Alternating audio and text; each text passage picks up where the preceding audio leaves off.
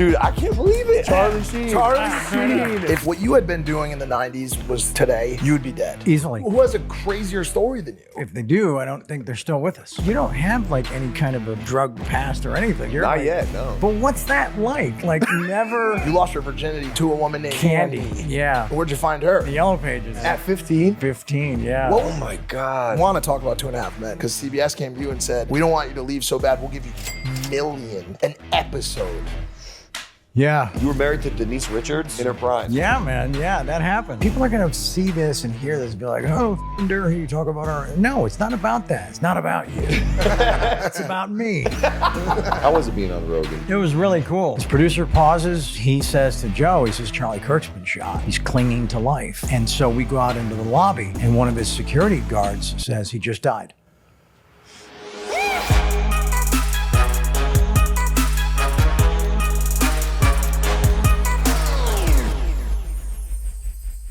Winning! Oh, Jesus. We are The winning! way you're starting with that. Oh, boy. No, because we are, dude. My brother says that all the time. Yeah, because it's your brother. Do you want to know what I said to him from a relatability standpoint? It wasn't winning. It was I also have loaded into a single needle before. And he said, hey, man, when you're down to one needle, what the hell else are you going to do? This could get off the rails, dude. Dude, I can't believe it. Charlie Sheen. Charlie hey. Sheen. Charlie Sheen. What the fuck is going on? Wow. This is a trip. Dude, this is crazy. Welcome to Impaulsive, man. Thank you. We do these PDFs with our producers before these shows start. And over the past couple of days, we've been looking at this thing. I don't even know dude. This is one of the craziest This PDFs is one of I've the read. craziest things I've ever seen. Okay. From crashing, make-believe plane crashes with Cage, beating Michael Jordan at basketball, Platoon, Ferris Bueller's Day Off, Addiction, 100 million on escorts, men, girls, shootings, Ice Cube up a butt? Ice Cube up a butt. Ice Cube up the butt, yeah. Do you have the preeminent rock star actor story? I can't, who has a crazier story than you? If they do, I don't think they're still with us. Good point. Yeah, Good right. I mean, that's Good what I'd point. have to assume. You know, is this mine? Do you want that? Yeah, or is it just? No, it That's is caffeine. yours Is if it you want set it. dressing or can No, I? no, fuck- you I- can I have it if you fuck want. with It's it? an Right energy on. drink. Awesome, thank you. Do you like caffeine? I do. Yeah, dude, caffeine's Yeah. great. Yeah, You okay with stimulants? I mean, yeah. That's an affirmative. There's 200 milligrams in there. Oh, there is. Okay, Yeah, so yeah, don't chug it.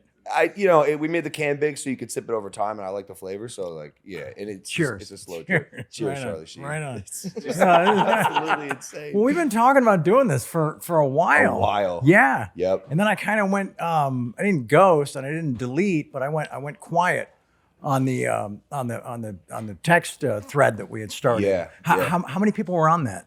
I think Like, just us and like 4? Frenzy. Yeah. Okay, Yeah, okay. maybe one more. Were you, I don't think I was on. You were left. You were left. I was out left of out. It happens to What me the a lot. fuck's up Kind with of that, like man? with this company too. I'm left out of all the good stuff. Wow. Man. No, it's not true. He has phantom equity. And by the way, when I say phantom equity, I mean like a really small amount in Lunchly right there. Like Okay. it's almost an amount that you wouldn't even notice. But What is lunch? Lunchly is a lunch kit, a better for you lunch kit we made to compete with Lunchables. Okay. You know Lunchables, the little it's Yeah. like a little snack meal kit. Yeah, I mean, if it's like the last fucking thing in the pantry, you'll eat a Lunchable. I mean, I've eaten Lunchables, Yeah. on a road trip. Yeah. yeah. Exactly. After Yeah, smoking too much meth, you're well- just this looks good. Dude, he's really leaning into the what- drug side. Then. Yeah, How man, could you we're not? just we're just How could you not? just starting Yeah, right there. Man. I think so. He was addicted to heroin for 10 years, so I think Oh, he shit. feels like he has some. Yeah, that's our. I think that's going to be our connection. Well, that maybe the sex side. There's probably a few places we could relate to each other. Is there? You know, heroin's the one drug that I never did. How come? And do you regret that? Well, it's interesting. I don't regret it because I kind of made a decision, and I didn't even know what it was based on. I hadn't done any research and didn't really have a ton of data. I saw heroin as I would do it once and die, or do it once and then need to do it every day for a long time until I died. Well, that's just objective truth. That's Right, the facts. right. And But that's how I just knew that, and so I was doing, it would have been like 93, and I was doing Musketeers, but I had to leave and come back. I was coming back through Germany, and I stopped off in Hamburg, right? Yeah. And I was with this limo driver, and I said, "Can you get me some shit, right? Can you get me some shit?" And he said, and I thought he knew I meant cocaine, right? So he goes into a bar, he comes back out, and he hands a bindle into the back seat, right? And so it was a trip. So I open it up. It's super dark, right? I grab like a glob of it. I don't even have a spoon or a knife or anything. And I grab a glob, and I've got it up to my nose. We pass, we're on this super dark street. He's going about 30 miles an hour. It's about 2 a.m. And there's one light from this pub, like the thinnest, dimmest light you can imagine, that catches the bindle for like a 50th of a second. And I see that it's brown. Oh, no. And I get to hear, and I'm like, "Hey, whoa, sir, this is not the shit that I was hoping for, right?"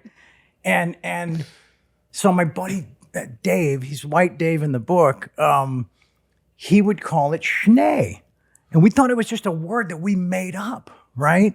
Schnee, Schnee turns out to be the German word for snow. So he says up front, "Oh, Schnee, you wanted Schnee." And so I probably was that close to just Either dying or doing it for the rest of your life. rigor and foam or awesomeness. Yeah. Well, it was probably, and that was at a time before it probably would have been a long-term awesomeness, as you called it, as opposed to rigor and foam, because it was pre-fentanyl. Yeah. So for nowadays, Yeah. let's be honest, Mr. Sheen. If what you had been doing in the 80s and 90s was today, you'd be dead. Easily. Easily. Yeah. Because there's a real crisis out there, a real epidemic with fentanyl, and it's wild. Yeah, no. My ex-wife Brooke, her fiance, this like terrific guy named, well, I probably shouldn't say his name, but anyway, he successful businessman, decent dude, terrific athlete, put together, young, 33, whatever, and just in and out of rehab. And he went to a place, and he wasn't ready to settle in, and he scored a bag from one of the other inmates, one of the other clients, and went into the bathroom and just jammed the giant rail and was dead before he hit the floor. Oh my God. Yeah, Happens all the time. I know, man. right? Yeah, and it was almost pure fentanyl, So I can't even imagine.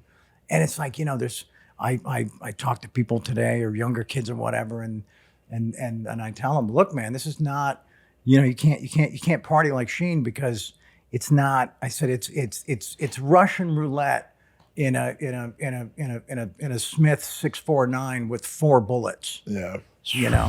That was for the gun enthusiasts out there. Yeah. Went over our heads. No, Sorry. not mine. I got it. Right on. I got a. This might be a weird CTA for the beginning of an Impulsive episode, but if you are partaking in any of those activities, please get test kits and test your stuff. I know it's like a they crazy sell that topic, shit on but Amazon, right? Yeah. So Oh, so you can like there's Test test kits out there. There's to take that even a step further. don't do drugs. Don't do drugs. Sorry for the niche audience out there that actually is. Just be safe about it. the math is pretty simple, isn't it? It's so like- simple. It's like one feels step. pretty logical to me. Like you're playing with your life. You're gambling with your life. Right. And even in a way where if you were to do the stuff that you did back then today, dude, there's cameras everywhere now.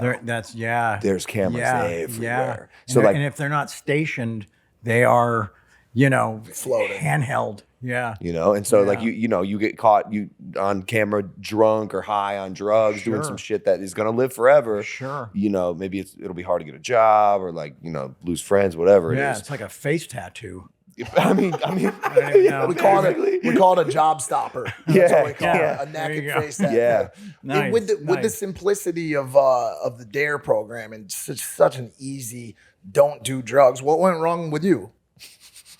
Because everybody makes it very simple and makes it this, whole, there's so much simplicity in don't do drugs, but a lot of people do. Yeah, no, it was ingrained in the whole just in the whole scene and the whole process, it was just always on the menu. It was always it was just what everybody did. And it was just felt like a path that you followed if you're struggling to get work, and then you hit big or get a job that leads to the next one that suddenly you're not auditioning anymore, and then you start making more dough and just more access and deeper into every cookie jar, and then but it's interesting because I talk about it in the book, I talk about it in the doc that I was able to to do it enough and then pull it back and go back to work and kind of just to deliver what they hired me to do. But then that like I would try to the stop start. Well, that whole thing, of right? course. And then it's we're like, okay, I need 6 weeks to get my head right for this job, and that turns into 3. And then, that turns into 3 days. And then it's like, do you guys really have to start when you said you were going to? Yeah. Do you really need me like August 1st? It's still kind of hot. And you know what I mean? It's like, so then you start trying to negotiate everything, you don't have like any kind of a drug past or anything like you're not like, yet. No. So okay, far, so good. that's funny. Still plenty of time. But what's that like? Like never.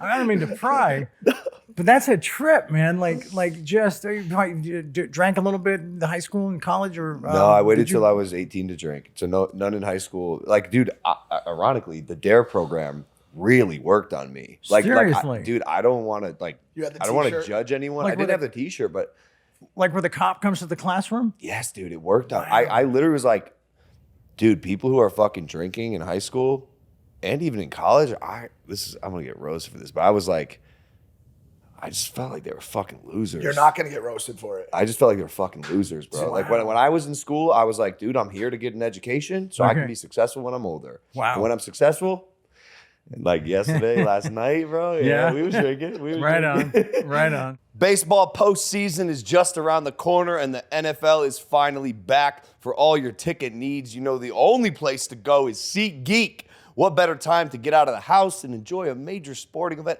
or concert than right now, and to find the best deal on all your favorite events, whether it's WWE, UFC, MLB, and more. The only place to go is SeatGeek. With over 28 million downloads, SeatGeek is the #1 rated ticketing app. There are more than 70,000 events listed on SeatGeek, including concerts, sports, festivals, and more. Whoever your favorite NFL team is, if you want to see them play live, SeatGeek is the GOAT and the only ticket app I recommend. When looking for tickets, SeatGeek has your back. Each ticket is rated on a scale of 1 to 10, so you're getting a good deal. Look for the green dots. Green means good, red means bad. Plus, every ticket is backed by their buyer guarantee. And of course, I have a code for you guys. You can use the code Logan10 for 10% off your next set of tickets at SeatGeek. That is 10% off any tickets with the promo code Logan10. Make sure you click the link in the description to download the app and have the code automatically added to your account so you can use it later. Thank you, SeatGeek. Back to the show. But I also extremely different come up than you. Sure. You grew up in a crazy scene. Your dad was legendary actor. Right on. Yeah. I don't want to say like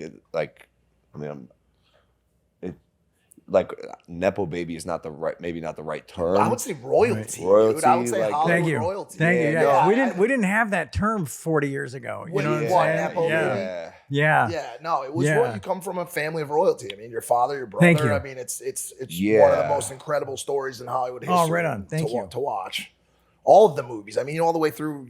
Even your dad and movies that some of these people have seen now. Some of the younger audience, like The Departed, and some of those movies. But your record of movies and I mean, I grew up probably with like Hot Shots. So maybe like it was like, Platoon was probably a little bit before my time, but I started watching it as I was growing up. So Right. What about movies or like shows that you ultimately weren't in? Like you were supposed to be casting Karate Kid? Yeah, I mean, I actually was and had the role for like 3 days. What happened? Well, like in the doc, I had agreed to do the Killer Bear movie, Grizzly, Grizzly 2. Obligation. the revenge. Well, I gave him my word, you know. Yeah. I mean, the film was dog shit and whatever. But I went to my dad and I said, "Hey, Pop, this incredible opportunity just fell in my lap, and they want me in karate training like Monday." And I said, "But they want me in Budapest, you know, on Monday also to go get eaten by a bear." And he said, "Well, you know, you gave him your word, so you got to honor that." And he, you know, That's noble. it is noble. But damn. And maybe, Yeah. maybe it Karate got, Kid. maybe it got you. Maybe it got you future gigs because of how good you were with your word. But I was just thinking about it when I was looking at the PDF before, and I was like, how would a Charlie Sheen Karate Kid have like altered reality? Yeah, like, can you you know the butterfly effect thing? Like, yeah, would like yeah, a 9/11 have happened? Like, what things could have been prevented? Wow. With if I just was yeah, the dude. Karate Kid. Dude, like think about how even if I was stuck in that role for 35 years, Yeah. for the goodness it would have brought to planet Earth is what you're saying. Exactly. Yeah, man. Who the hell knows? Yeah. Who the hell Could be a knows? completely different world. It really could. that we live in. It really could. But what would Ralph have then done? Like, what evil would he have Probably- engaged in and unleashed on the planet? Ralph Macchio. I Come can on, tell right? you, 100+ million in escorts. He would have gone. You guys would have just simply switched roles. That's gotta be an exaggeration. Is that like is that printed? I have It was in that- print. Yeah, Is that a there was quote from me? Yeah, there was a question mark, and it was in bold too. Oh, that can't be real. That's That's not an real. overreach. Can we do Yeah. Can we do some math now? But This hold on, that's impossible. Pat. To spend 100, you got to make like 240. Yeah, right. Yeah, So Pat. well, I our haven't made that- escorts are escorts a Wikipedia. write off. I'm sure in some states. Yeah, no, that's. I mean, that's like Will Chamberlain with the 20,000 girls, Yeah, right? I mean, yeah. someone broke that down. That was like one every Well, that's what I 15 was gonna minutes for like 10 years or something crazy, right? We should do the math on it because you started with an escort for you lost your virginity here in this very city, right? I did indeed, yeah. To a woman named Candy, Candy. yeah. Where'd you find her? In the yellow pages. In the yellow pages. Yeah, man. At 15. At 15, yeah. What was the advertisement? It was probably just, you know, Call Candy for a good time? no, it was more like the whole category. It was like glamour girls or you know, midnight treat. I don't know. I'm just making shit up. Yeah. You were built for this shit. Maybe. But it yeah, I opened the door and it was like you know, she, as I say in the doc and in the book, she was Anne Margaret with a MasterCard swiper, you know. And you know, I was with my cousin Joey, and we were, you know, there's a line that wasn't in the book because it didn't make any sense, but I'd written it a long time ago, and I described Joey and I as two mynah birds driving a Ferrari. And again, it still doesn't make sense, but that's just klutzy fumbling. What are we doing? You know, this is so much different than the magazines. But yeah, it was awesome. You know, I went first because you know I used Dad's credit card to pay for it. Yeah. Yeah, we were here he had some business in town or some convention or some film thing, whatever. And so we tagged along and he fell asleep and we, you know, went into his wallet and This is amazing. actually I went into his wallet. I don't want to, you know, add Joey to that part of the, you know, the felonious evening. But you wouldn't even have had time to have been in Dare yet. You're 15 years old. And I guess it leads to me to this question of like, is the you once described it as tiger blood, but is the degen just in your system? Like for me, I was built for degeneratism, recklessness. Okay. How that presents itself, how that manifests itself in my life at any given time changes. It could be drugs, it could be women, it could be a million things. Right.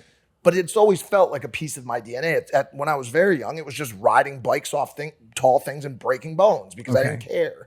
What do you think was the thing that you have that made you say, you know what, I'm going to have sex with 47,000 women. I'm going to try every drug. I'm going to crash a plane. I'm going to beat Michael Jordan. I'm going to do every single fucking thing, and I'm never going to say no to any of it. When you put it like that, it sounds like it's somebody else's life. It wasn't as compiled or as condensed as you just laid it out. It was more about you know, navigating, encountering each situation scenario as they presented themselves. and based on what the headspace was going into it was kind of what that drove, I think, the results I was looking for, Yeah. What's that? There's a line in the book, that you can't, don't wear hamburger pants on safari and not expect to be attacked by a lion, That makes sense in the book because it's connected to another thing. No, but it I makes get it, man. You're No, right. yeah. You're playing with fire. Yeah. In the good old NA program, they say don't you hang out at the barber shop long enough, you're gonna get a haircut. You're gonna get a haircut, Right. Yeah, Which is or you're gonna learn how to cut hair. Yeah, that's a good I point. mean, Never thought about it that is way. that not before. part of the no? No, because that would mean you would just Did we become. just enhance that's- that? that's Yeah, amazing. That would thank just, you. I think that would mean you just become a drug dealer instead of a user kind of, yeah. in that circumstance. Yeah, wow, that's funny. You were a real down ass dude. Is You this would, cool in here? Can I- yeah. That's well. It's also this is not it's our just studio. nicotine. Just nicotine. No, Nicotine? yeah, I'm Yeah, sure it's it's fine. It's vanilla custard. So you vape. I do. Well, I smoked 2 packs of Marlboro Red soft pack for 33 years. Oh my gosh. Yeah, so I'm kind of using vape. I think basically for the reasons it was invented for. Correct?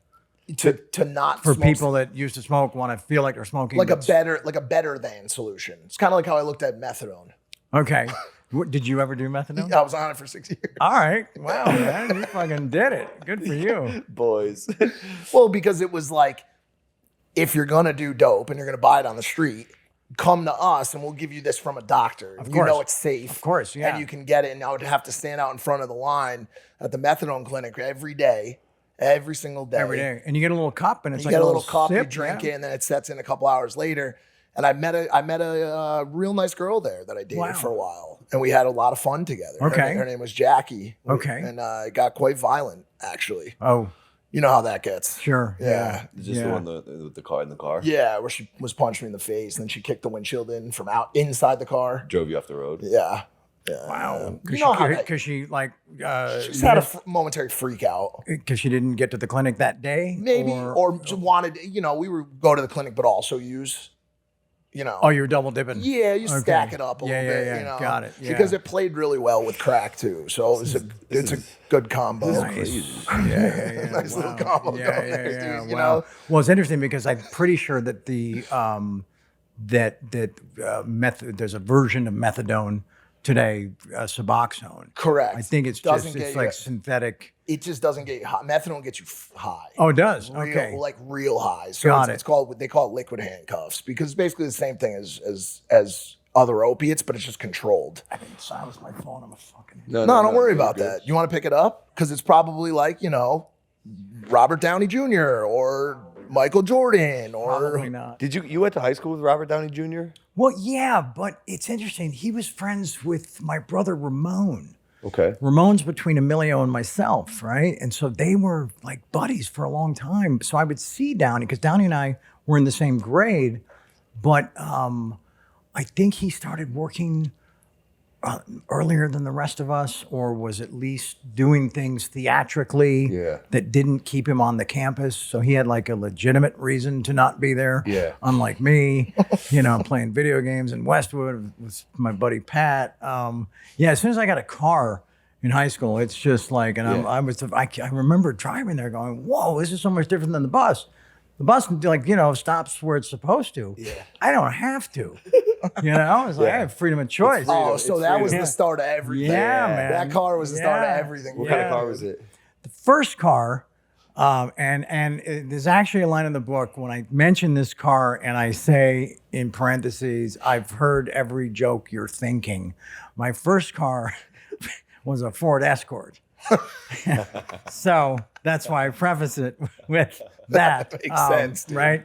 But then mom upped my game and got me this, it was an 82 silver BMW 320 IS. Let's go. Ooh, Candy will jump in the backseat of that thing real quick. Yeah. Damn. And it was just, Dad was out of town making a movie. And so it was an easier sell to mom. Yeah. Did you Right? I mean, yeah. It was like that. Did you find that to be the case a lot as you were growing up, where maybe you missed out on some of that discipline that dad brought because he was so busy? I mean, I haven't really thought about that. But that's, Well, welcome to therapy, man. No, that's good. That's Well, I say it from a place of sensible insight. yeah. Yeah.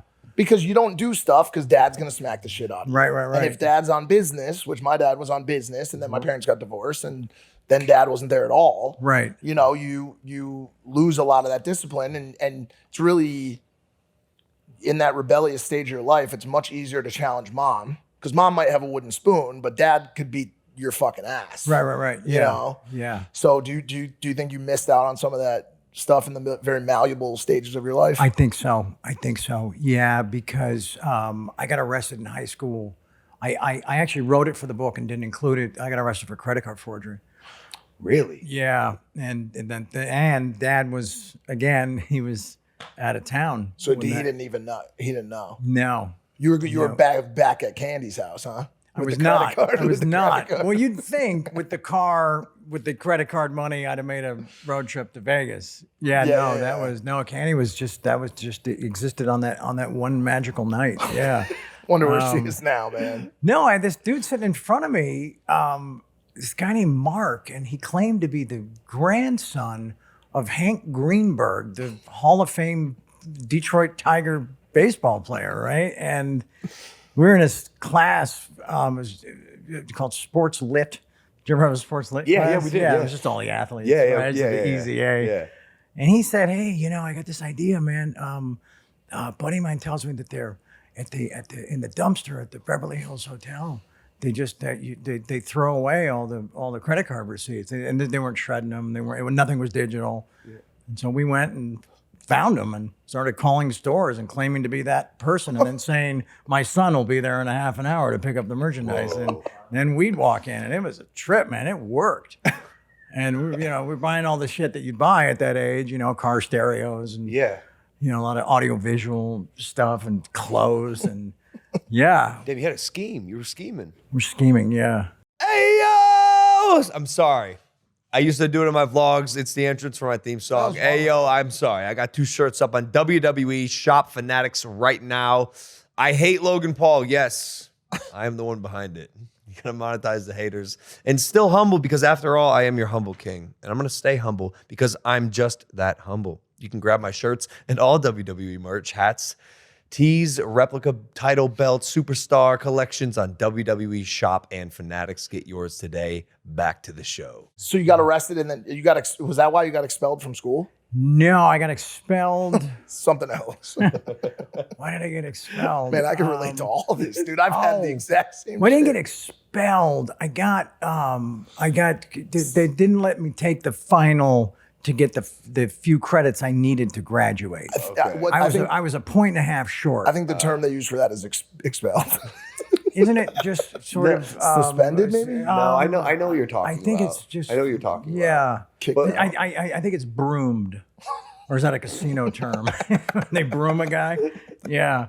And it sucked because it was like the one test I was going to ace, And it's funny because I tell the story in the book, and here I am writing a book, and it's an English final that I wasn't allowed to take. So there's like a whole symbolic, full circle on that.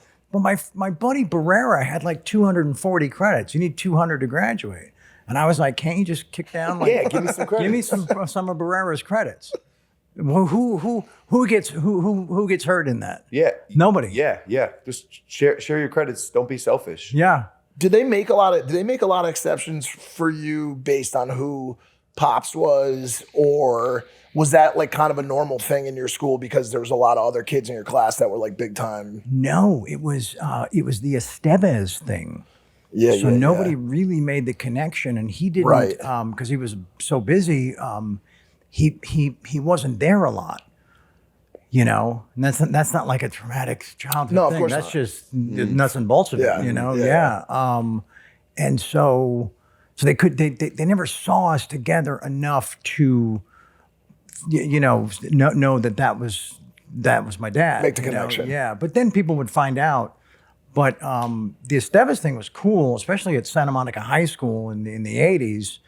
You know, there was a student body of like 2,200 kids. And so I kind of like just grooved right in with the Latin community, you know, with the Estevez. They just figured I was a homie, you know. So, yeah, man. But it was cool to get a cultural cross-section exposure to, like, you know, coming out of Malibu. Yeah. But it wasn't like culture shock. It was like, okay, cool. This is how it is. And I dug it because I'd already traveled most of the world and seen it, you know. At that age, you already had seen a lot of the world? Yeah, because Dad would take us on location. So because he wanted to keep the family dynamic intact. So he always said, you know, whatever deal I'm agreeing to is going to include 5 extra plane tickets, you know. And think about that, like late 60s, early 70s, you know, just going to like, that's what landed me in the Philippines for Apocalypse. Wow. That's insane. Yes, because we all kind of knew that school didn't matter yet. You know, like elementary, you know, it's basically, it's crayons and glue. Yeah. Right. Yeah. What is this? It's a bear. Like, simple stuff. Right. You can figure it out. I'd So, be like, I've seen a real one. But it was cool in geography. You know, they're talking about places, and I would be like, yeah, I've been, and that's wrong. Your facts are wrong because I've been there. You know, you're like the demilitarized zone starts much lower. It does. Yeah. That's crazy. So how do you? Okay, yeah, go ahead. I was just gonna say, like, traveling that young. Obviously, I think you see a lot probably pretty soon. And I'm wondering, like, I'm not trying to hyperanalyze or anything, but I'm just wondering if that maybe contributed to like what became your life. You're obviously like, that was my question. Oh, really? Same. Yeah. thought. I mean, you're adventurous, is what you are. Chaotic. Like, let's boil it down. Well, like, adventure can lead to chaos, 100%. especially if like you say yes to a lot of stuff because you just want to see what's up. That's what I'm saying. You're a down ass motherfucker. Right on. Thank you. But Thank you. It seems you like you're on good behavior now. Like your best behavior is sober 7 years, as I understand. Coming up on 8. Yeah. 8. Congratulations. Yeah, thank you. That's thank awesome. You. Yeah, it's kind of surreal. Yeah. Has it been less fun though? Kind of. Damn. No, it hasn't. It hasn't. Damn. It hasn't been less anything. Okay. It's just been suddenly what it needed to be, because the day after I quit, you know, it was like suddenly all my kids like started moving in with me. And then once the girls were there and then they get cycled back to their mom, and then the boys showed up, and so it was just like suddenly, you know, being called to a much more. A much higher order of responsibility, you know, and either answering the call or, you know, or not wasn't an option, you know? Yeah. And it was cool because it all just sort of kind of happened as I was getting my sea legs back, you know, and just getting back in touch with the things that really matter. Yeah. And it had nothing to do with entertainment or fame, or, you know, your kids don't care, you know, where you know what your show, how your show's performing. Yep. They really don't. And they just want their dad. Yeah. Do you feel that because of all the things you've experienced in your life that you have wisdom? Because I feel like personally, I find I get along with and I'm attracted to people who've been through shit. Yeah. Like, it oftentimes manifests itself in the form of like some sort of trauma. Like I get along with people who've been through shit, who can trudge through the mud. Who've been to the mountain. Been to the mountain. Yeah. And I feel with that comes a level of wisdom. And as a father and someone who's, you know, seen it all, as our producer said. Right. I wonder, do you feel like you have a lot of wisdom? I feel, I mean, I try not to lead with that. I try not to you know, preach or you know, be didactic or whatever. Yeah. But it's cool. It's the trade-off is the age, is the years. You know, people are like 60. Wow. I'm like, yeah, but you know, I'll take it with the knowledge that comes with it, if you're paying attention along the journey.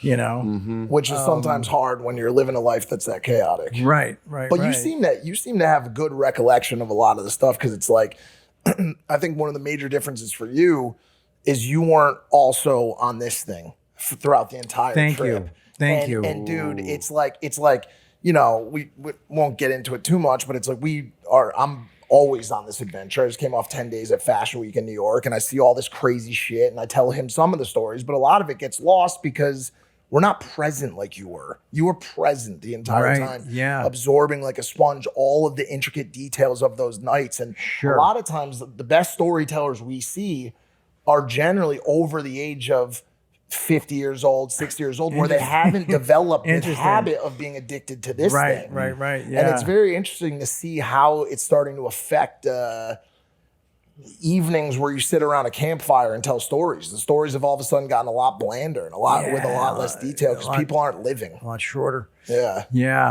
No, I can't imagine what it would have been like going through all, having the opportunities, and all those experiences and staring at my hands for most of it. There's that funny Russell Peters in some film where they smoke too much pot and they fall asleep for like 5 years or 10 years or something, and he walks into a pharmacy or a Target or something, and he says to his buddy, "Why is everybody staring at their calculators?" Yeah. Right? Yeah. It's like, I don't know the movie. It's pretty popular in the stoner community. Yeah. Was never a big stoner. You know what I'm saying? And if I had just turned to weed, I think it would have been just like. And it's interesting because one of the early, there's two first quotes in my book, and one of them is from Cheech and Chong. Dave's not here. Yeah, classic. And so, but yeah, I smoked as an 11, 12-year-old, but then just never. It's the not weed thing. It's not glamorous when you go to into the Hollywood Hills to a party, or you go to any of the hot spots in LA or New York, or any of the members clubs. People are doing the same stuff they were doing when you were doing it. Well, actually, now there's a new thing called 2C. 2C? Yeah, it's pink. 2C is pink. Very popular. What? It's a collaboration of like a number of things. I've never obviously done it because I've been clean for 15 years now. Oh wow. But it's very popular, and so people walk around looking like unicorns, man. They got pink shit hanging out of their nose instead of white. Oh, damn. Okay. Yeah, it's very strange. And do they carry cotton candy with them as a cover story? They should. Okay. They should, but it's very popular with the fashion and, all the people you used to hang out with. Why is it called 2C? 2CB. I think 2CB is like the chemical breakdown of the actual drug. Wow, okay. Yeah. So, okay. but they're doing that kind of stuff. People, what people do when they smoke weed? They smoke weed. They eat fat sals. They sit on their couch. I was gonna say, weed makes you lazy. So if you had done weed, maybe you wouldn't have. Because you were still working. Yeah. I know. I probably would have just been like, I'm good. Yeah, you chill out, just kick your feet up. You wouldn't have tried to read the script, but I couldn't finish it, man. Yeah. You wouldn't have been in Ferris Bueller, and you stayed up all night before the movie because you wanted to get into the character to play the delinquent that you were, which was one of the greatest roles in Ferris Bueller. Thank you. That's cool. You ended up there an hour late. 2 hours late. Yeah. Fucking PDF, dude. Did you consider that method acting? Like when it was method when I finally fell asleep at like 3 a.m. When I woke up, it was just panic, stupidity. It was just, and then the stories that you're building in the car on the drive down, but the thing that I guess sort of I didn't know really anything about the movie. So I wasn't really like, oh my God. And then it wasn't as big in my mind as it kind of became in the world. I thought I was just going in for a cameo. I knew my co-star from Red Dawn, Jennifer Grey, terrific lady. And but it was just that thing about shit, I've let somebody down. And then man, when you're late to a set, there's like 200 people that are not happy. Yeah. Timothy Chalamet went on a spiel about this, I think on Theo Von's podcast, about how, in the acting world, you have a lot of people relying on you, and there's a studio spending a lot of money to get this thing done. And so you have to show up on time. I think he was comparing it to other industries, and I know this personally, especially the music industry, like hip hop specifically. it's kind of like culture to show up super late to the studio or like not at all or kind of whenever you want on like a rock star vibe. But as an actor, you still got to be kind of disciplined with your job because a lot of money being spent on trusting you to show up to set. Sure. Were they upset with you? She was. Yeah. Yeah, Jennifer was. Yeah. But then, you know, when I finally went through makeup and got to set, and you know, next person I see is John Hughes, and he was awesome. Yeah. It was just like, oh, good, you're here. Let's get started. Yeah. Like, because nothing about why the you know what I was doing or why I was like, none of that was going to help us with what still Had to be done. had to be fair. done. Yeah, Yeah. fair. So And it worked out. It ends up, you know, Thank becoming you. one. I mean, look at it. I mean, it's one of the cult classic movies. One of the, you know, Yeah, one of the greatest movies ever made. I was right gonna say- on. Thank I was you. gonna say when you're shooting these big movies like Platoon, Ferris Bueller's Day Off, even 2.5 Men, when you first start, do you have any idea of how big these things are going to become? No, and that's actually a good thing, because then you don't try to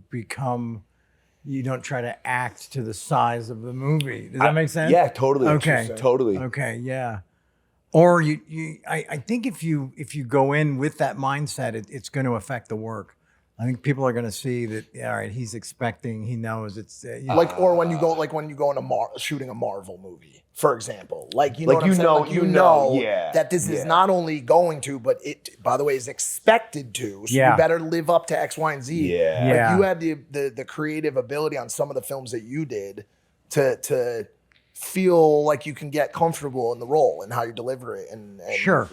Yeah. and I'm trying to think like what the largest budget would have been. Yeah, what would on it have been? something. I I would mean, assume it would be Platoon, right? No, Platoon was like a borderline independent film. yeah, okay, Yeah, I think we okay. made Platoon for $5 million. Yeah. you Oh know? yeah. Yeah. I mean, it's one of the classic, you know, iconic war movies. Thank you. Yeah. Thank you. Yeah, it was and the most difficult. I mean, when I say these things to you, just so you know, these aren't they're compliments, but these are objective truths. Like No. Platoon is one of the greatest war epics Right ever on. made. Right on. You know, and, Yeah. and I think in the doc, Dylan was telling me that Cryer, I think, had said something about you and your sometimes inability to really believe in how great of an actor you are. And I think it was something about maybe potentially like a little bit of this like imposter syndrome. Sure. Did you feel like that? Do you still feel like that? I don't. I think some of that has gone away. I think I've been doing it long enough to be confident or be comfortable acknowledging that. Yeah, I got skills in these specific areas, and that's. I think it's okay to honor them without being egotistical about it or coming off arrogant, like a big shot. And no, it's okay. It's like if a guy's hitting, I don't know, 330 in late July, and he says, yeah, I'm a great hitter right Yeah. now. Is that egotistical? Not if you can back it up. No. You know what I'm saying? Back it up, Stats. It's man. So no, but it's interesting that you said these aren't compliments. These are truths. But I can't hear things that feel like a compliment that aren't buttoned with a thank you. Well, that's very. Yeah. You know what I'm saying? Well, that's great, and that's because great. I've talked to people, they'll remain nameless, and it makes me nuts. Across the street to find them and congratulate a performance and just say, "Wow, man, you really." I'm not going to take up much of your time, but that really, man, whoa, thank you for that. That was brilliant. And then they'll say something like, "Yeah, well, with the with writing with writing that good, how could anybody screw it up? It's like, can that be the second thing you say Correct. after?"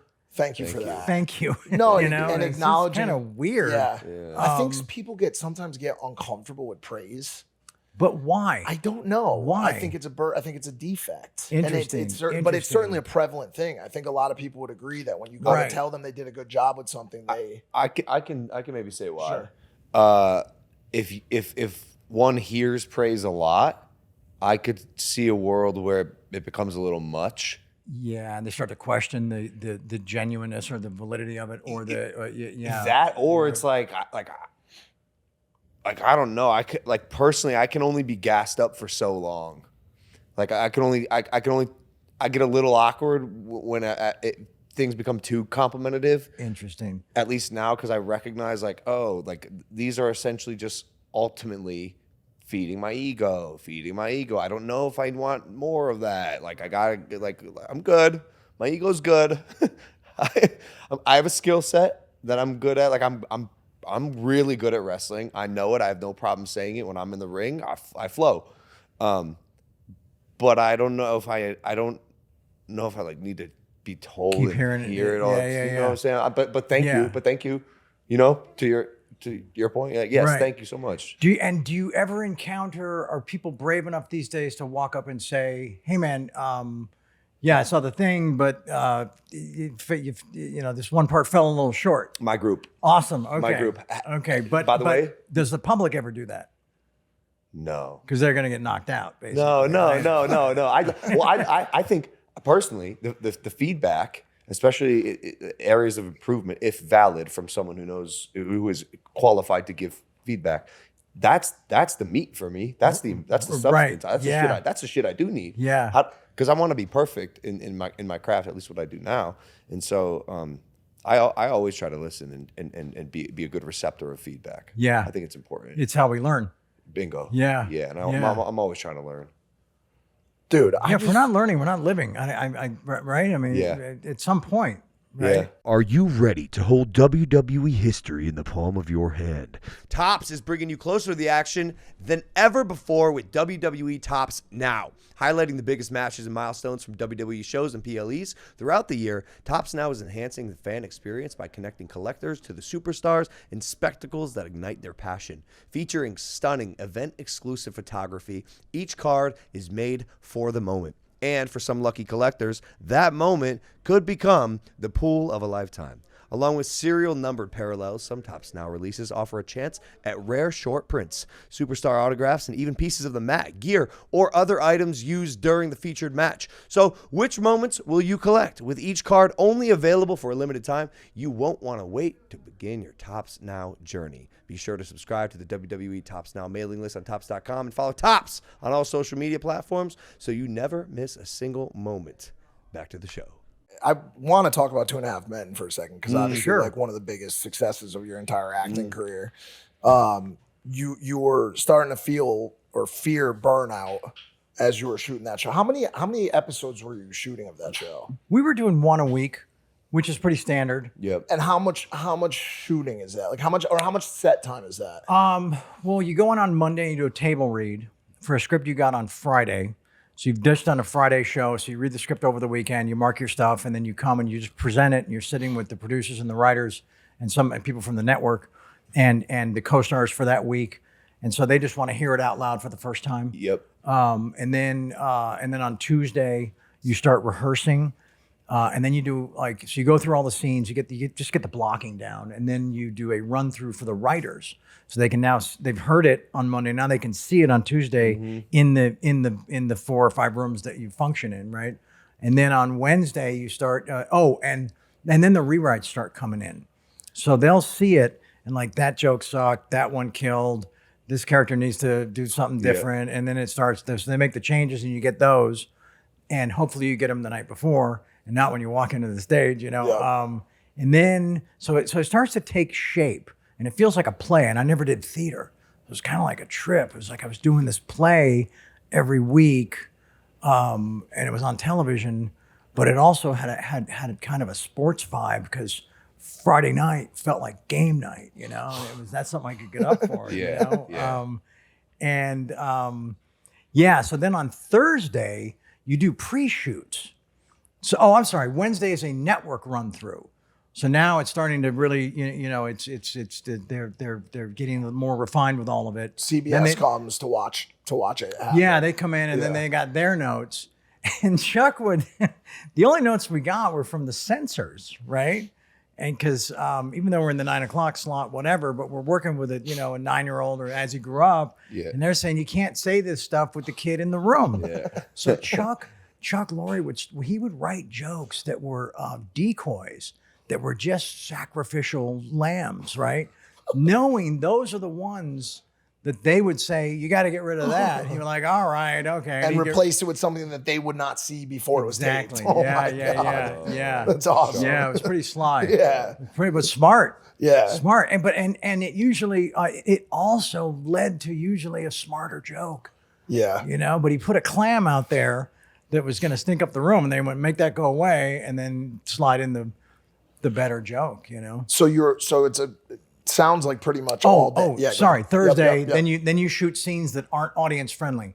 Meaning, if you got what they call wing sets, like someone's bedroom or a set they built that week, like a cafe or a schoolroom or something, where the audience wouldn't be able to see it front and center, right? Yep. And you get those out of the way on Thursday, and then you go home and learn the scenes that are left over, like the 5 or 6 or sometimes 7 or 8 that you're going to put up in front of an audience. You also want to keep an audience fresh and not like put them through 4 or 5 hours of all the retakes and all the stuff, because It was a live audience? yeah. Oh, so those weren't laugh tracks back then? Whoa. No, yeah. Whoa. That's why it felt like game night. We're playing in front of a crowd. So sick. Yeah, So man. sick. Yeah, and there's a band playing. There's a warm-up guy who's like a hypnotist and a magician, and he's like, Wow, yeah, that's really cool. It's a whole thing. I don't think they make sitcoms like that anymore. Do they? I think there's a couple that Okay, still I do. wouldn't, Yeah, I wouldn't know. That's yeah. cool. Oh, that's fun. Yeah, so it had that energy and it had that life and it had just that vibe. Yeah. Yeah. But it sounds like you were basically always working in some aspect on the show. Yeah, the difference, like if I had done an episodic, like a 1 hour, like a drama, the hours are a lot longer, but there's so many characters and B stories and C stories that you get days off. Sure. Yeah, like my dad doing West Wing, he would look at the schedule and just be like, yes. It's like, if he gets a Friday off, that's like sitting on a beach in Hawaii, you know. But yeah, so I would, and he was doing West Wing. They overlapped on the Warner lot, 2.5 and West Wing at the same time. So we'd see each other. Go watch it. I'd go over to the Oval at lunch. You know? So awesome. Yeah, it was kind of cool. That's so awesome. Yeah. So you do all these episodes, and then you're starting to burn out a little bit, right? Yeah. And Well, it's sorry to cut you off. you're good. It started to turn into, and this isn't on them. This is on me, because this is what I agreed to. This is like, you got to go back to that first handshake, you know, like, yeah, all right, I'm in. And it starts to turn into, it feels like the same 4 people in the same 5 rooms telling the same 6 jokes, you know, and that's not an insult to the writing. That's not a shot at the writing. It's just, as an actor, it's, you know, if you're making a movie, that's never the case. If it's like a police procedural, sure, you'd have a similar redundancy in material, but it started to feel like it was that I had to stay excited about, you know, what it just needed to stay. I think what you're saying is it started to feel like work. Yeah. Did it start to feel like work? Because as an actor, you have this creative expression, and that feels like it was being stifled by the repetitiveness of the. Right. Yeah. It wasn't challenging. Yeah. It wasn't challenging. And that's when I got lazy, and that's when I needed, I guess, to just make it more difficult, you know? Let me make it more difficult. That actually makes sense. Throw a It's wrench in part of it. the reason I like to drink, because when I'm drunk, it's like, you know, like I got to keep it together. Right. And now I'm challenged. I get it. You Yeah, know, man. sometimes it can be difficult, but I Yeah. always end up keeping it together. What is your drink of choice? I like vodka. Okay. I like vodka. Yeah. Which is like kind of like a bit. I feel like it's a bit of a polarizing statement these days. Why is that? Tequila's big. Dude, tequila's in. I say I like vodka. People are like, you like vodka, but gasoline, like, but I don't know. I find it the cleanest. My hangovers are the least heavy with vodka. Really? Yeah. Yeah. All right. Yeah, in a prime rapid rehydration stick before I go to sleep, like, or in the morning. Okay. It is a good point, though. Like, I was thinking about flying in for that Dana episode yesterday. It was like I was out until probably, because I'll still go out all the time and hang out with girls and all that shit. And I was on this like 120 floors up at this place in New York City called The Edge. Okay. What? No, I just mean like bullshit. You know, I still go out and do bullshit. Yeah, hang out with girls. Well, just fuck around, you know, be Yeah. You know what I mean? And I was at this big thing up called The Edge. It's like this like outdoor party. It's like 140 floors up or 120 floors up or whatever. It's sick. It hangs. It's like a It's triangle. so It Seriously? hangs off the edge It's of the building. so sick. It's incredible. How high I'll show are you. the railings? They're glass windows. Okay. So the entire Manhattan landscape is below you. Okay. And you can go up these stairs and you're looking down at this DJ set. Okay. Where he's DJing for a sea of people, and the only backdrop is the Freedom Tower on one That's side. insane. It's one of the Wow. sickest things ever. Wow. And so I was there thinking to myself, like, okay, as long as I get home by 2, I can sleep till 6. Okay. And I can make this flight to land and go straight to interview Dana White at the UFC Apex. Oh, okay. And then 2 came around, and I was like, okay, if I could go 3, if I could make it at 3, and then, start talking to this person or that person, I'm like, all right, 4's the dead cutoff. Yeah, 4. Yeah. So then I'll get back to the hotel, and I'm like, shit, I have enough time only to shower and pack. Yeah. You know what I'm saying? Fuck, this isn't good. And then I roll up, and it's like, to his point, how do you make this more difficult? Like, we got to ask some really heavy-hitting, political-leaning, assassination-related questions to Dana White today, which ties into you being on Rogan. And finding out, and we talked about a lot of that stuff. But how do you make it more difficult? But you kind of had the opposite, because head of CBS came to you and said, we don't want you to leave so bad. We'll give you $2 million an episode. Yeah. And what year was this? This was, it would have been 08. So what is that I now? think, What's the, no, 09? What is that? 6-7 million 09. inflation. $6-7 million. So you can imagine. No, it's probably around 3. That's a lot. $2 million an episode is a lot of money. It's a lot of money. Yeah. You had to be pretty excited about that. Oh, I was, yes. Yes. Super grateful, like cool. It felt like a lotto win, Yeah. But it didn't, I knew it was still going to come at the same cost of what wasn't going to be different. Yeah. Because it didn't change 4 people, 5 rooms, 6 jokes, And see, people are going to see this and hear this and be like, oh, fucking dare you talk about our... No, it's not about that. It's not about you. It's about me. Accept that. So even like, they give you a ton of dough, you read the script, you're like, it'll get better on location, right? And it didn't, and then you see it, and you have the money, and you're thinking, how can I buy this off the screen with the money they gave me? And you can't, can't.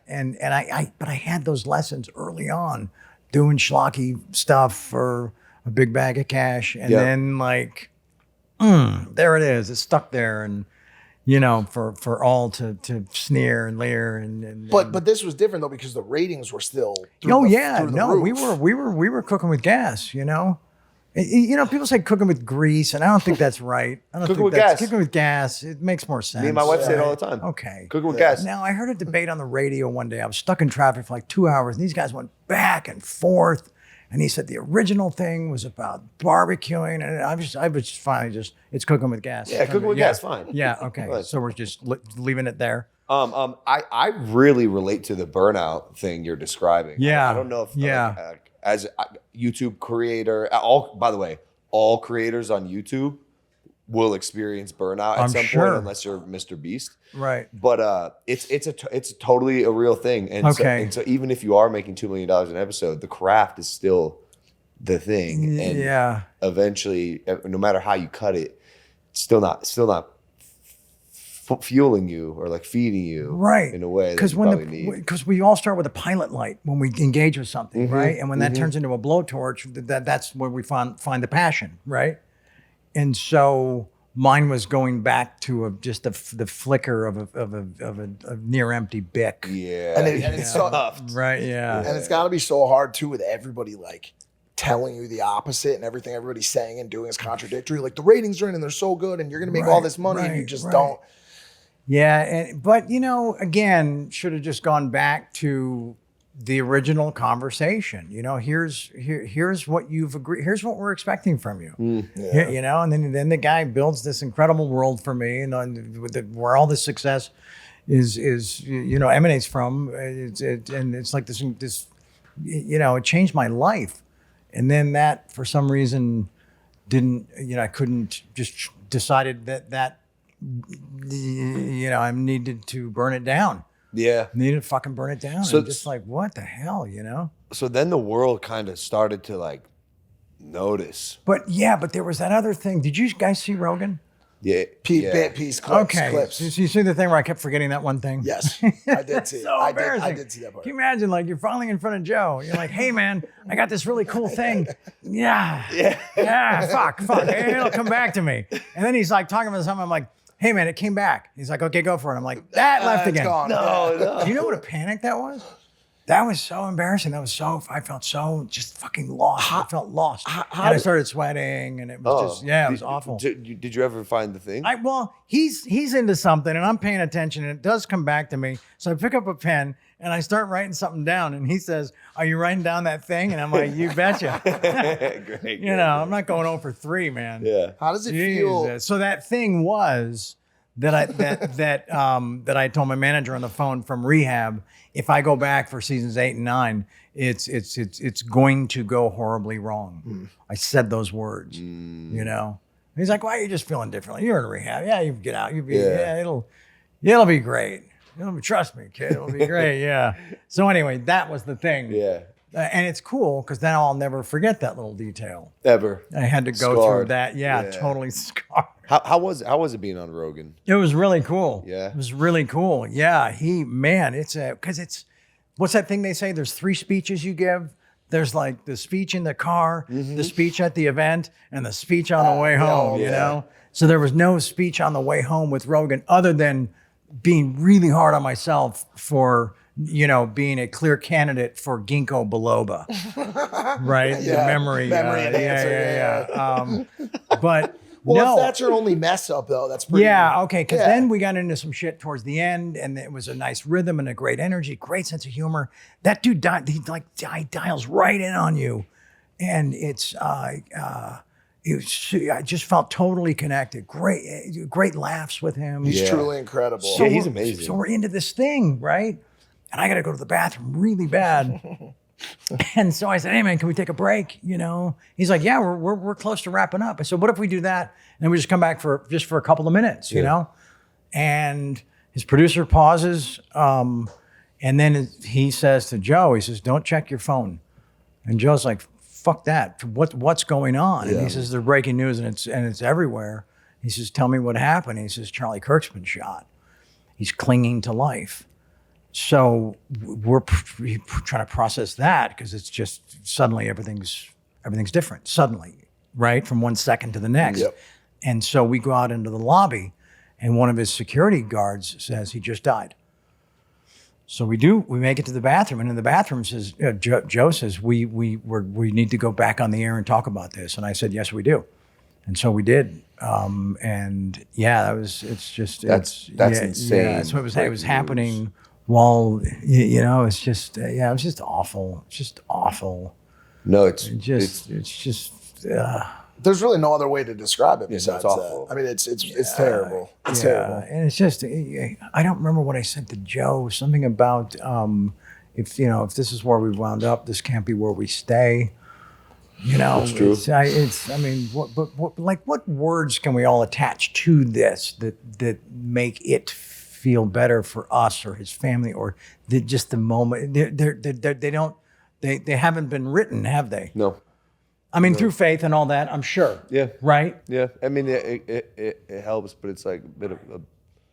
But no, it's that was just... I mean, how were you guys feeling like right afterwards? Extremely heavy. I did about an hour of... he's, maybe a little bit closer to our industry than the one that you're in, and we had played in similar circles and done shows with people we know, and I probably had interactions with him over the years. We weren't close with him, but I seeing something like that happen to someone you know, don't know, in the same space, it was just felt very heavy. It felt like I was wearing something. Yes. And so I did about an hour of talk to Bradley Martin and text George Janko, who was close to them, and gave my condolences to George and messaged a bunch of other people about it just to kind of commiserate on the topic. Yeah. And then I just said, hey, I'm turning my phone off, and I went to sleep. I went to sleep for like 2 hours because it just felt so fucking heavy. Heavy is the word. Heavy. It's the senseless tragedy. Is just so awful. Like, you're right. The words haven't been written yet. Yeah. Like, Charlie's my age. He's 31. You're 31. I'm 30. Oh, yeah. Damn, Yeah. So, father of two. I know. A guy who, like, I always respected. I didn't agree with everything he said, but I always respected he would always put himself out there and open the conversation up. I did too. Especially in rooms where he was the minority. Oh, yeah. In that, like, his views were the different ones, and he welcomed everyone. Like, I really respected that. Yeah, it was incredible. And man, I would watch him sometimes, this really articulate young man, and have this feeling that he could be president one day. A lot of people did. I felt like he could have been did. the president of the United States one day. Because, again, he's so young. He has a lot of time to refine his beliefs and build his platform. And he was on the political route. And so when it happened, I also had this sense of like, holy shit, the course of American history may have just been changed. Yeah. You know what I'm saying? Oh, yeah. Like that too felt like the butterfly effect on seismic. This could it be potentially seismic, like altering the course of American history? Easily, and it's not a dramatic consideration. No, because even if he's not president, and he's going to keep doing what he's doing, and who knows who he inspires, or if his beliefs change because he talks to someone, like the conversation yields results. Like, he didn't belittle anyone, he didn't demean anyone, he didn't embarrass anyone, he didn't go there to like be a smarty pants and make you look stupid. He was just like, hey man, okay, here's what I've prepared. Yeah. Here's what I know. Here's what I believe. Yeah. Tell me. Give me your side of it. Yeah. You know what he did when you watch back his clips now, you see it. He was an incredible reciprocator of energy. When you watch someone approach him, I've now watched all of his clips through this vein. When you watched someone approach him that was somewhat timid, not absolute in their beliefs, was open to this malleability of the conversation. Right. He approached them softly. Yeah, he did. Kindly. Had conversations with them that where he would tell the audience not to boo or belittle them. I'm having a conversation. Please be respectful. Sure. If they went to the mic and directly started insulting him and being rude to him, he would be much more aggressive in his stance. Right. But he was a very good reciprocator of energy. And I mean, listen, like you can disagree with the substance of someone's the substance of someone's opinions and what they say. Right. But you couldn't take away from the fact that he just was an incredible orator, an incredible speaker, an incredible debater, and a force in the space. And of course, like you said, there was a number of things that he said that I didn't agree with. But he certainly was a force. And I think you're right. I think it'll be felt for sure. Yeah. It was like a giant star in the night sky. It just went dark, It's like, damn. It's always life is just like, seems unfair at times, like inexplicably unfair. Yeah, completely. Yeah, because like two daughters now just don't have. I know, and I got 5 kids and 3 granddaughters, and that was one of my first thoughts was fatherless children. Husbandless wife. It was just like, I guess like the end of it all is just like as opposed to like assigning a word to it, it's just like, what can we learn? Yeah. It's always what can we learn? Right. Yeah. On both sides. For sure. Yeah. Because all of the hardship of life, those are always the biggest lessons. Sure. Always. Everything that that's gone wrong in my life has been the teacher of everything that I am. Everything I am is because of what I've been through. Probably the same as you, the same as Logan. Sure. And it's like, what can we learn? And especially like, what things can we all agree on? Can we all agree that we need to get and I talked to Dana White about this when we did the show yesterday. Can we all agree that we need to get a little bit more serious around the idea of safety on school campuses as an objective safety metric? I just feel like all the venues that we worship and celebrate, you know, you gotta get, it's like a strip search to watch any of the four sports acronyms, course, right? of course. So, but everything else, like where you know our most precious, our future, our children are left. You can just walk. You can just walk in. I mean, at the same time. But think about all the returning servicemen and women, right? Who are coming home with a skill set that probably cost $1 million, just probably or more to train. If you're going into special forces and deeper into it. But these guys are coming home, and how many jobs could be available? You know what I'm saying? And you got a guy that is trained in like the gnarliest scenarios possible. That's interesting, right? We've built that, and that's awesome. And they come home and a lot of times fall into all the other mental illness, drugs, unemployment. There's a kind of a rudderless return to society, right? And I just feel like there's a real opportunity. And you can't have a guy with a gun that close to kids. No, that's who I want when my kids are there. I want a trained guy with a gun. Is that insane? No. Is that like asking, But these are the simple, objective conversations that are being skipped. Like, for example, like before you even get to that guy, where's the deterrence around the perimeter of the building? Why are people even getting that close to the school with an AR-15? Right, yeah. Why? Like, dude, we live in a gated community. Then when you get through the gated community, you got to get over the fence. Then you got to get through the door. Why are schools wide open? Yeah. And the thing that pisses me off, and we said this to Dana, the thing that pisses me off is this will all get pushed back to a conversation about abortion, which affects 0.0001% of the population, or transgender, which applies to 0.00 whatever percent. Right. When at the same exact time that Charlie Kirk was being murdered, there was a school in Colorado being shot up at the exact same time. Yeah. And so to me, I know politics, we don't have to do it, but to me, this one seems so glaringly obvious that the idea of saying, oh, this is an acceptable outcome for our kids is just so ridiculous to me. No. One is unacceptable. Too many. 100% agree. Yeah. It's really frustrating when the solutions just feel within reach, but you still can't touch them. What we gotta wrap it up. No, it's fine. We gotta switch somehow. I'll tell you how. I looked down at my PDF. No, this can't be the way we switch. Please. Maybe I have But Charlie needed that time. Charlie needed. I agree. He needed that. He time. did. No, for sure. Yeah. For sure. No, I Especially, agree. you share a name with a guy, right? And I'm not making a joke about that. It's there's not a lot of Charlies, and Charlies are usually pretty good people. And I didn't know Charlie, but if I saw him down the hall, I'd walk up and give him a hug. You know what I'm saying? Yeah. Just in whatever. It is a good name, isn't it? Yeah. It is, dude. I know a couple Charlies. They're all nice guys. They're pretty good dudes, right? Yeah, it comes along with like a little bit of softness, nice. I dated a girl named Charlie. Really? Yeah. Oh. And that was pretty cool. Like, when it was intimate, we were both kind of, Charlie. Where do you go from there? Do you turn inward? She was a smoke show. Yeah. Yeah, man. I met her at the Playboy Mansion. Good God. Who's your what the hell? Where is she now, man? Dude. Speaking of smoke shows, actually, this is great. You were married to Denise Richards. Yes. In her prime. Yeah, man. Yeah, that happened. Dude. That happened. Yeah. Dude, Wow. I mean, wow is right. Yeah, no, it was before it, turned out how it did or why, it was awesome. It was, we had great times together.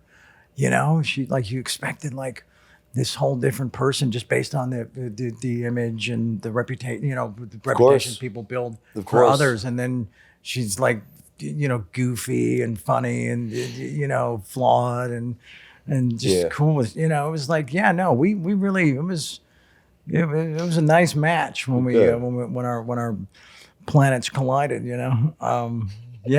And we're good friends. Close now. Yeah. I think she was on this show called Special Forces, if I'm not mistaken. Yeah, she was. Yeah, right? yeah. She had to cut out early. Yeah, she got injured on the first thing, trying to get on the chopper. Yeah. Something happened. She seemed pretty timid. I didn't expect her to be as like. Well, maybe because she was getting loaded onto a fucking helicopter. Or she had to jump on. She had to jump from a speedboat onto the skids. It's not the same as a hot girl walk, bro. Okay, while you're right, bro, the show is called World's Toughest Test, Special Forces. So you're saying she shouldn't have been there? I mean, I literally had the feeling like, why did she sign up for this show? Like, they're gonna fucking murder people. Not like literally, of course. It's really fucking hard. And I was like, I mean, she went. Good for her. Right. I didn't see her episode. Was it? I just remember thinking, wwhy did she say yes to this? Interesting. Because it's hard. It's really hard. Well, and she only had 3 weeks to prepare.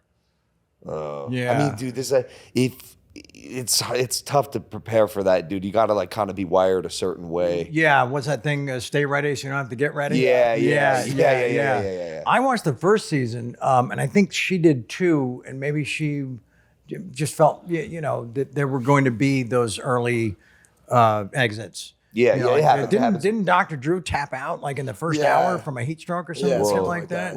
Yeah. But then went off and built the wellness company. Yeah. Well done. Had you been offered to do that show? Yes. Would you do it? No.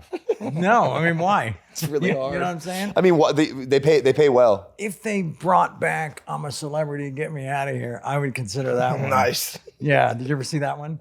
You remember that one? So when was that? That was like in the early 2000s, wasn't it? Yeah, man. No, that show was badass. What are you planning on doing? What are the next 5-10 years look like? I don't know. I don't know. If the book does well, there could be a second book. You want to promote it a little bit? You didn't even set it up for the camera to see. Like, I would have done like. Well, yeah, there you go. We probably should have. There you go. The Book of Sheen? The Book of Sheen, yeah. Yeah. Thank you. I wrote it all by myself. That's awesome. I didn't use a ghostwriter. No way. I saw that Very as cool. just the imposter move. Like, here's my funny money, here's my counterfeit book, because ultimately, if you use a ghostwriter, a lot of people do, and I get that because there's that's an intimidating thing to like agree to sit down and write a book. Because a lot of people start a book, not a lot of people finish a book, And I just said, look, if I don't do this myself, then I'll never know. And the people I've talked to, they regret that they didn't give it a shot. They regret that they worked with somebody else. It's not the same. No, because you're never writing. You're telling stories, and it's usually over the phone to somebody you've known for an hour. Voice memos or something like that. And then your stories go through their filter and how they interpret them and the details they want to attach. And then you get the pages sent back. You're like, okay, change this, change that, add that. It's not the same because it's not the same level. I have a book as well. You did write it, right? Yeah, I wrote Okay. Nina was questioning me on it. Yeah, I said, I know. I remember going into his room and seeing him typing on his little laptop. Dude, I sat and wrote that thing probably like you did for a long period of time. Right. And I remember so many nights of just fucking pouring tears, like to the point where my whole keyboard was just, writing about rock bottom. My grandfather was dying, and a lot of the stuff never even saw line edits. I told him at the end of it, I said, I have this last chapter where I write these letters. I write one letter to people who have never been addicted to anything and explain to them their blessing and how hard it may be for them to empathize with people who struggle with mental illness and addiction. I wrote a letter to family members of people who are addicted or people who have lost family members to addiction. Wow. And then the final letter I wrote was to other addicts and mental illness sufferers. Wow. And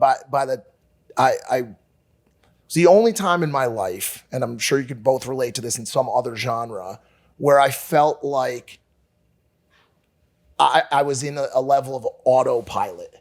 My hand was just moving. Interesting. And it felt like I felt like the hand of God was working through me. What a trip. Wow. It was the most surreal, like out of body experience that I've ever felt without acid, right? Like I really, really was pouring tears. I was completely soaked. And so when I finished it, I called the publisher and I said, don't touch the chapter.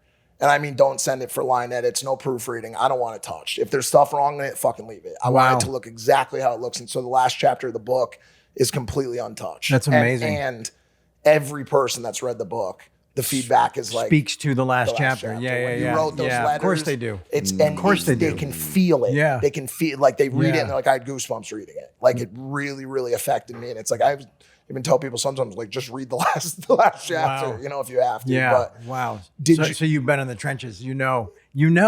Yeah. And so would you send the chapters like to your editor? Yep. Okay, and you Yep. get the feedback, right? Yep. And they would call. They would say, "Wow, that was awesome," right? Yep, of course. And then the next morning, you're staring back at a blank screen.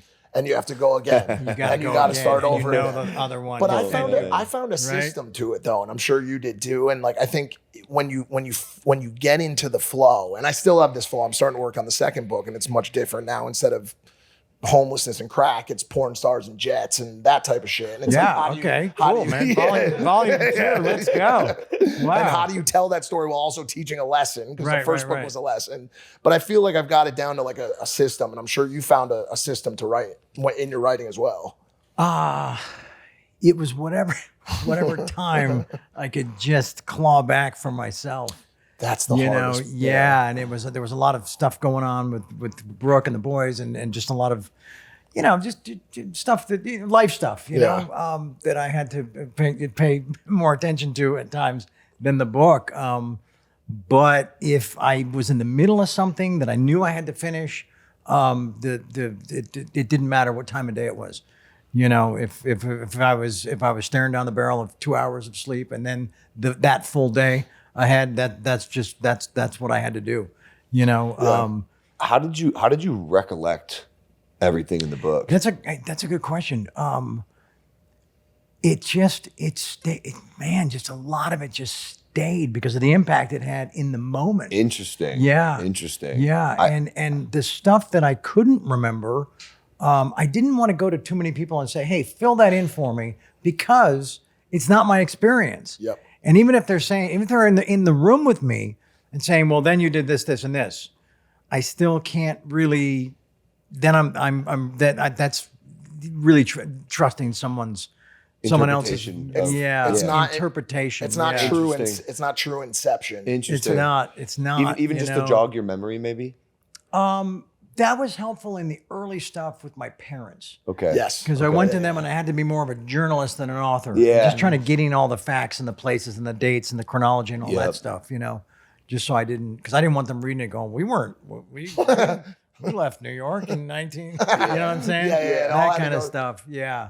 But to answer the question a little bit though, it's interesting when you write versus when you like talk on a podcast or make a video about something, you have so much time to really spend in that moment that your brain starts to Yes. backlog. Yes. It's in there. It's just covered up with bong resin, crack, gambling losses, like all that bullshit and everything. Right. But when I started to reimagine the smell of the basement that I lived in with my coke dealer in Bridgeport, right? And I started to really think through like, what color was that wall? And the aquarium was there, and he had the cameras that you controlled with the remote control, and we would break out the lines on this counter, and the DEA busted down that door, which we had the bar over.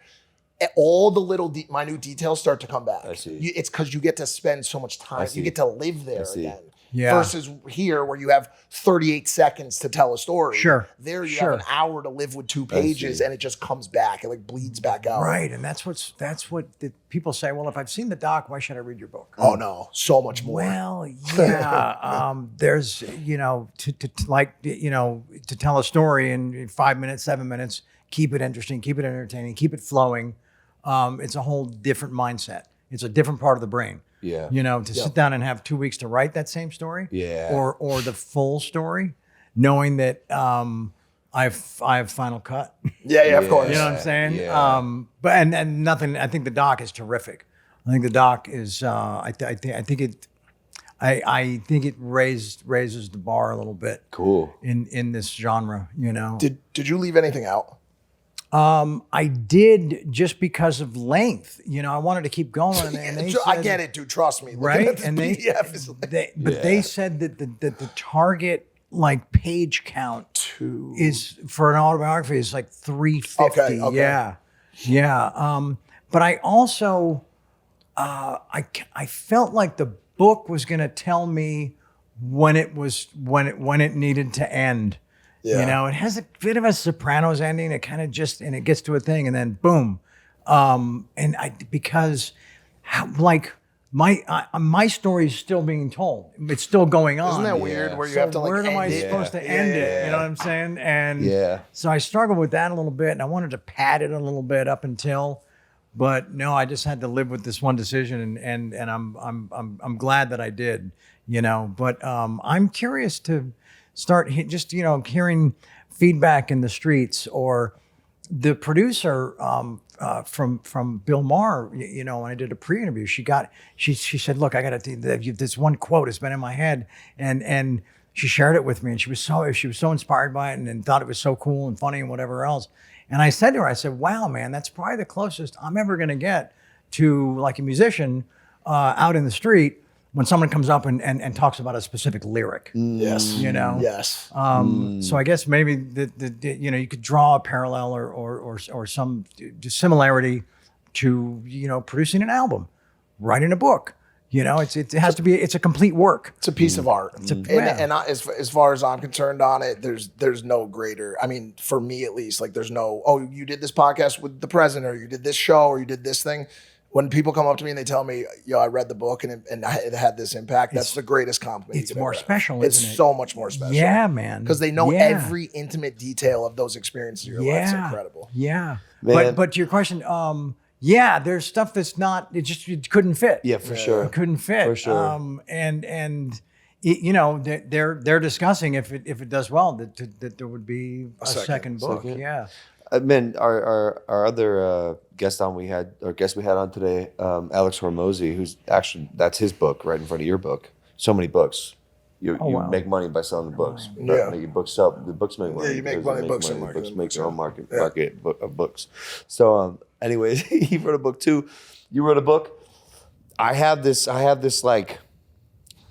bunch of clay for what I think will be a fucking killer book. Wow. That I want to write so bad, and like I started, it's actually the originals. I mean, like I'll make like an autobiography. Oh shit, yeah, that's cool. The originals book with the Polaroids and the stories, Polaroid for the day, 99 fucking insane stories. Yeah, it's funny that you described it as the clay too, because that's as far as book writing is concerned, you'll definitely get this too.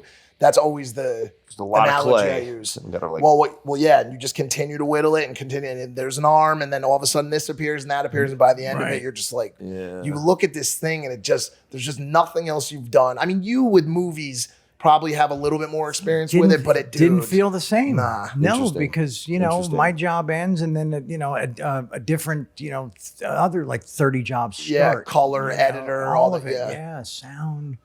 You know. Yeah, it's the hardest job I've ever had, and the most rewarding. Yeah, cool. Yeah, it was a trip. So yeah, I hope people don't feel like I saw the doc. What else could be in the book? It's just the stories, as you were saying, they're just different, man. They're different because they were given the time, you know. And there was this gal I was in rehab with. Couldn't tell you her name at gunpoint.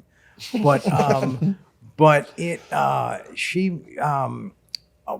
would tell a lot of these stories to her at the smoking table in the marina. This place, it was a shithole, right?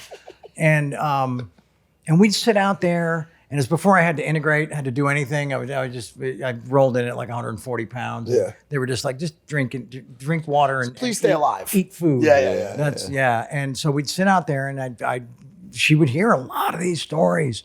And she said, you better write these down before you forget them. Yeah. And I was like, don't worry about that. No, they'll always be in here. So it was sort of like remembering, traveling back to that seagull shit covered table that we sat at smoking cigarettes and wanting to honor that. Yeah. Wanting to still like. Did you put that in the preface no, you should have. No. That's funny. In fact, I haven't talked about it anywhere but here. That little piece of it. Rehab's fun, man. It can be. Yeah. But there's some rehab shit in here that's pretty gnarly. Yeah, like you escaping to the bikini contest. Yeah. We couldn't get to enough stuff today, and I know you probably have some sort of hard stop. I wish I mean, I wish we could have hit some of these superlatives, like you beating Jordan or God, Clint Eastwood getting you clean, like, or at least in some way aiding in your recovery. Yeah, Like, it's just, no, he was the closer. He was the closer at the intervention. Like, what yeah, the man. fuck, I dude? know. When you get on a That's phone crazy. and you're on the still kind of on the fence, and Dirty Harry tells you to go make his day. Make my day, Yeah, fuck. man. You can't say no to Dirty Harry. Yeah. You just don't do it. Yeah. There are consequences. wow. But this is really cool. You guys do this every day? We do it a lot. few times we a month. We release one a week. Oh, podcast okay. a week. Okay. We're, Wow. we're pretty active. Wow. Been doing it for almost 8 years That's now. awesome. Yeah. Jeez. Yeah, we've been. That's We got Tiger but that blood, takes man. a discipline and a commitment and a Do we like it? I mean, Yeah. like shit. Wait. I like it a lot. Thank you. Yeah, yeah, thank you. no, man. Oh, It's- yeah. People see it on TV and they're like, they're just having a conversation. They don't know the research that goes into it, the preparation. It's just Impossible without the great team we Yeah, have. we do have a great team too. Everyone on this team is great. He is Impulsive. That one right there in the white Caleb, shirt. yeah. awesome. Caleb, yeah, awesome. we But love just Caleb. about you, the book that you want to write, it's going to, and you probably know this already. It's going to be awesome. It's also going to be the loneliest job you're ever going to have. Interesting. You're going to have to. I had to change my phone number because I was telling people, dude, yeah, okay, I'm sorry that this is gone. I'm sorry your aunt died. Blah, blah, blah, and okay, but just give me some space. I need some space. I see. And a week would go by, and then I start getting, are you done yet, man? Yeah. Are you done? Are you done? And it's like, okay, am I on? So now I'm on your clock. Now I'm on your like, okay.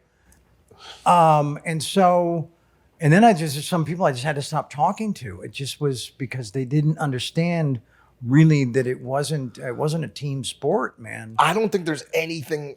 My last note on it, and then we can close. I don't think there's anything that's as demanding of full focus that I've ever worked on. That's why it's been hard for me. It's dude, you're gonna have to carve out a certain amount It's of really- time it's been hard for me. where nobody's, and it's not personal. Well, it's why a lot of not It's why a lot of writers go completely off grid for 4 Right, months. They go to a right. cabin. They don't talk to anyone Yeah, I for couldn't- 4 months. I couldn't do that. No, of course not. Yeah, and it was Of course like, not. Actual last question. Okay. Music or no music?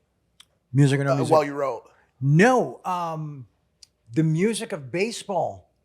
Interesting. There's it's the only sport I could have on in the me background. out to the ball. No, just the game being actual played. game. The game being played. Got it. Yeah. Got it. Yeah, and I I could keep the volume at like 2.